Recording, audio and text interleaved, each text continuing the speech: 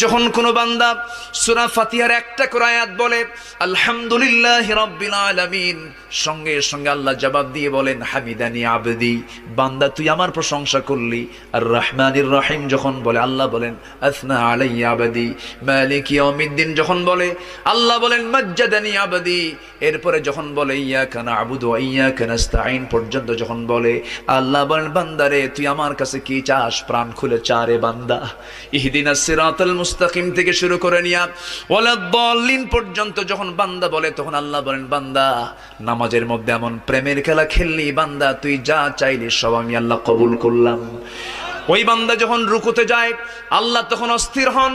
ওই বান্দা যখন সিজদায় যাওয়ার জন্য প্রস্তুতি নাই, সমস্ত ফেরেশতাকে ডাক দিয়ে বলেন ও ফেরেশতারা, এই বান্দাগুলো আমাকে দেখলো না, রাসূলকে দেখলো না, কোরআনকে দেখে হাদিসকে বিশ্বাস করে আমাকে খুশি করার জন্য তার সবচেয়ে সম্মানজনক